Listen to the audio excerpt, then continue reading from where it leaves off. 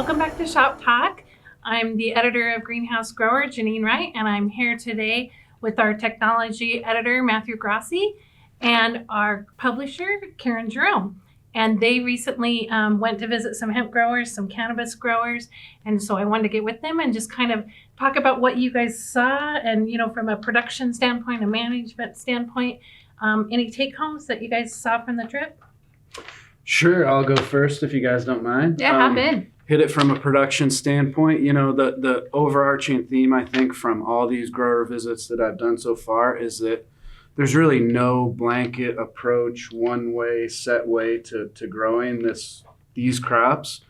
So being very solid in the fundamentals, having a traditional hort background, those two things can be huge.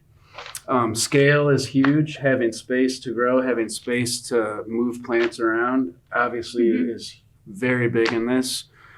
And then, the two challenges that are huge in this market that we're learning about are genetics and labor. Just the expense of the genetics and kind of some uneven performance with certain cultivars and varieties. And then labor, the hand labor intense nature of these crops is just big time. We're talking big bucks to get this crop out of the pot and into wherever you're sending it, I guess.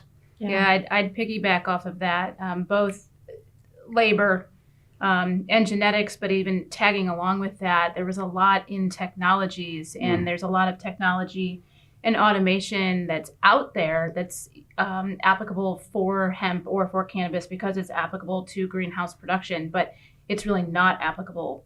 It either, the spacing is too tight or the machine is too rough, or it's taking your actual plant and your variety and damaging it on impact. So they're having to do everything manually, which then requires obviously more labor. There's a lot more overhead, and then finding quality labor has been a challenge as well. It's where do you go to find labor? Everyone we spoke to has the same problem, but they all have a different approach to finding their labor. Yeah. So those would be, I would fall in line with that. Those were a lot of the takeaways that I saw as well. Yeah, I recently was writing the story on labor for our December issue, and that's what some of the growers were saying. They're like, there's tons of people that want in this industry, but they don't always have the qualifications, or they inflate their qualifications. So that's a challenge, the quality, and then also the quantity of people that they need. Absolutely. So and I'm sure you probably heard they're looking outside of the industry to find quality hard workers.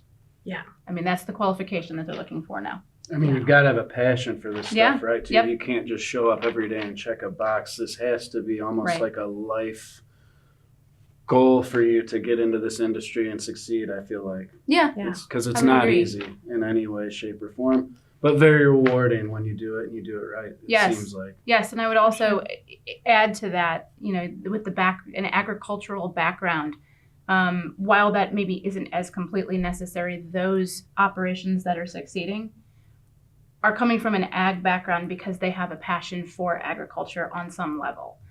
Whether it be that's how they were raised and what they grew up in and they want to stay in it, or because they have a desire to continue that on from a medicinal purpose or a food purpose. Those who are jumping in because it looks like a way to make some money aren't finding as much success. It's interesting. Yeah. Totally on track. Good point, Karen. Transferring that. Yeah. Well, thank you for joining us for Shop Talk today. We'll be covering more on the hemp and the cannabis markets and sharing with you what we see in our travels. So be sure to tune in to greenhousegrower.com for more Shop Talk and more great content.